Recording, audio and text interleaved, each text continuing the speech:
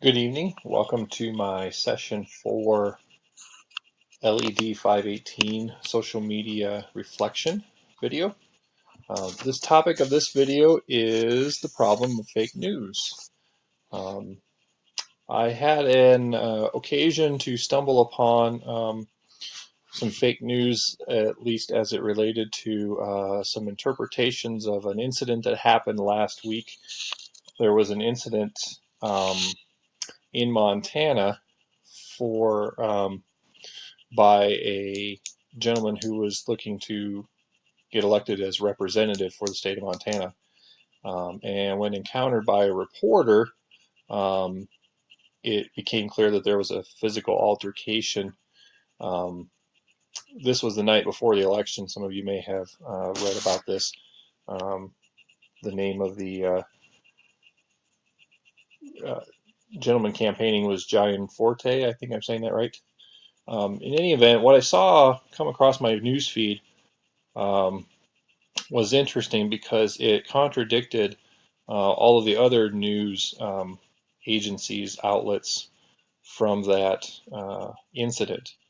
The title of the article was Reporter Assaults Gianforte at Interview. And what most other news outlets and what ultimately the county sheriff determined was that, in fact, the representative candidate did, in fact, assault the reporter, not the other way around. This is taken from the Missoula Independent related to a statement that the campaign had put out, that there were elements of the statement that were contradicted. So the campaign put out a statement that was contradicted by others who actually saw what had happened. Testimony from 4 witnesses as well as some audio from the encounter. But that initial statement by the campaign defending um, the candidate caused one website called Big Sky Headlines to go ahead and publish an article as if it was fact before the facts had all been sorted out. And the title of that article was Reporter Assaults Gianforte. The challenge here is that by the time this information got onto my news feed, the article, in fact, was actually removed from the website it was posted on, called Big Sky Headlines. I think that in and of itself explains part of the problem with fake news. It's so easy to disseminate information, but it's so quick to disseminate information on the social media without actually having the facts straight.